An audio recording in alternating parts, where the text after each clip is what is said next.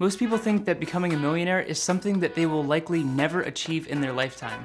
And even for those who think it is possible, most people think that they have to wait until their 60s to hit the $1 million mark. And while this is statistically true, it's pretty easy to crunch the numbers and show how you can actually become a millionaire in as little as 10 years, making a pretty normal wage by just making some sacrifices and smart choices. So today we're gonna break down the 10-year pathway to becoming a millionaire. Let's jump right into it.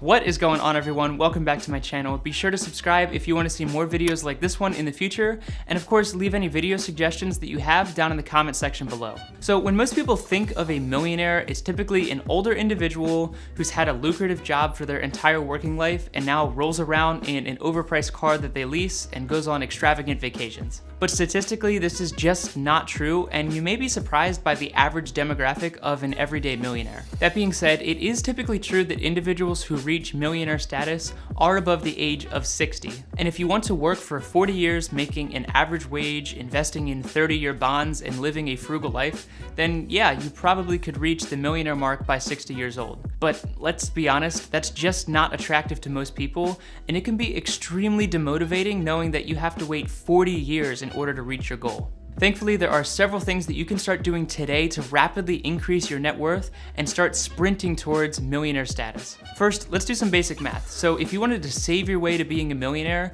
in 10 years, you would need to save $274 every single day in order to hit the $1 million mark. For most people, that's completely impossible, and if you do make enough money to do this, then you're likely already well on your way to being a millionaire. So obviously you're not going to save your way to being a millionaire, so you're going to need to invest your money. But even at an 8% annual return, you would still need to invest $5,552 a month in order to be a millionaire in 10 years. That's almost $67,000 a year after you pay taxes and all of your living expenses, which is again pretty unrealistic for most people. So at this point, you may be thinking that the 10-year millionaire pathway is impossible, but like I said, with some wise choices and sacrifice, it is 100% possible to save $1 million in 10 years. Obviously, one of the most important factors if you're going to reach your goal is the rate at which you're able to save your income. This may surprise you, but you do not need to make a substantial amount of money in order to become a millionaire. I've said it before, but it really is about how much money you save, not how much money you make. I know plenty of people who make $200,000 a year or more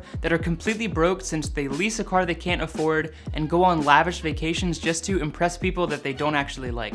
Meanwhile, you can be making an average wage and live below your means and save every penny you can and really come out ahead. So first of all, you don't need to make a lot of money, you just need to save a lot of money.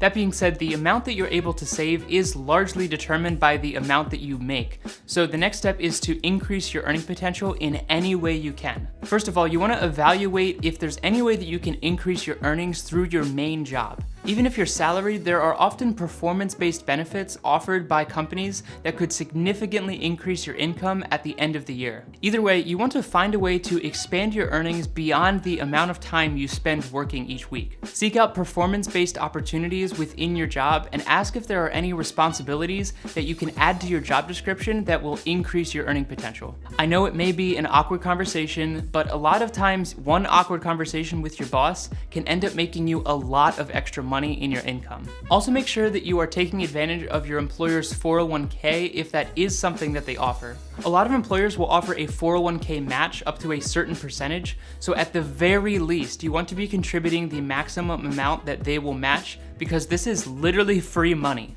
Also, make sure that you are using the best type of retirement vehicle. By this, I mean you may be better off using a Roth 401k over a traditional account if you plan to be in a higher tax bracket in the future. You also want to use the best retirement vehicle outside of the workplace, which for most people is a Roth IRA. Now, I'm aware that you cannot withdraw the gains from these accounts until you're 59 and a half, but that does not mean that you should not be contributing to them.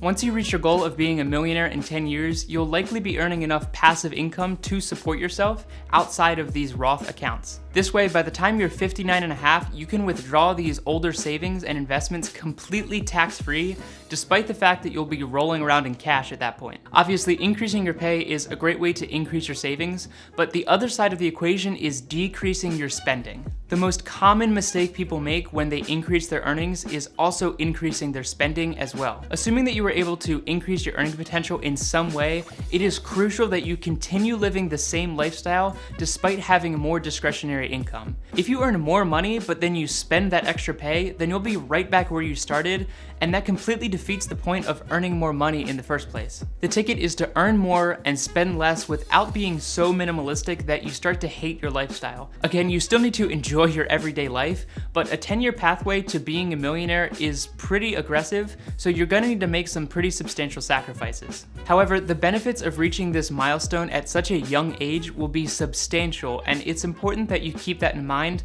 when having to make these temporary sacrifices. So now that you've increased your earning potential and you're saving everything you can, it's time to ramp up your investment strategy into more lucrative markets.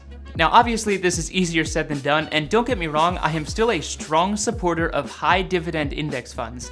But if you're going to reach your millionaire goal in such a short time frame, then you're going to need more aggressive, hands-on investments that yield a much higher return. And no, this does not mean going to Vegas or day trading, despite the topic of my last video. The fact is that 90% of millionaires in the world made a majority of their millions by investing in real estate. At the end of the day, everyone needs food, water, and a place to live, which is why real estate has been and will continue to be such a lucrative sector that rarely becomes saturated. Now, there are countless ways to get involved in real estate, and I am by no means an expert, but there are plenty of resources online that can show you how to get started in this market. Of course, you could always invest in a REIT or real estate investment trust, or even try another service like Fundrise, which is a service that allows you to invest in specific real estate projects. But if you really want a substantial return, then you're going to need to manage and own your own property.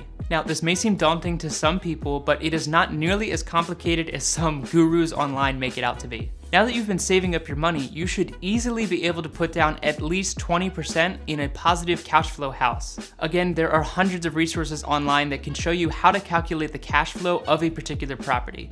So after purchasing the home, you can then spend additional savings on renovations, which typically offer around a 50% return when done properly. For example, if you spend $15,000 on renovations, then if you did everything properly, this should yield $30,000 worth of positive equity towards the home's value. Now, obviously that does depend on your location, but you can then do a cash out refinance to put all that equity back in your pocket and start renting out the property while it continues to earn more equity for the coming years. This 50% return is significantly higher than anything you could consistently expect to get in the stock market. If real estate isn't your thing, then there are plenty of other investment opportunities out there, but if you do want to yield this higher return, then you're likely going to need to put in more time and effort into a hands-on investment. So by increasing your earning potential, saving your money by living like you're broke, and making wise hands-on investments, it is absolutely possible to become a millionaire in 10 years. You don't need to strike oil in your backyard or receive some large inheritance to meet this goal. Also, keep in mind that you want to enjoy the journey and not be hyper-focused on the end destination. I don't mean to sound too philosophical, but even once you reach your goal, you'll likely find that you don't necessarily need to go purchase all the things that you used to dream of. In my experience, knowing that you have the ability to purchase something brings the most amount of joy.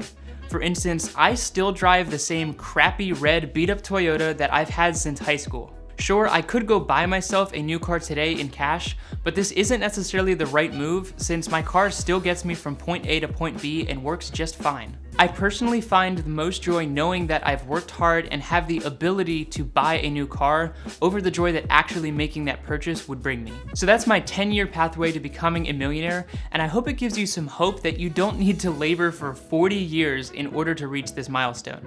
With this strategy, you ought to be in the multi-millions by the time you hit 60 years old. As always, thank you so much for checking out my channel. Let me know what videos you want to see next down in the comment section below, and don't forget to subscribe and smash the like button if you enjoyed this video. Take it easy, and I'll see you in the next one.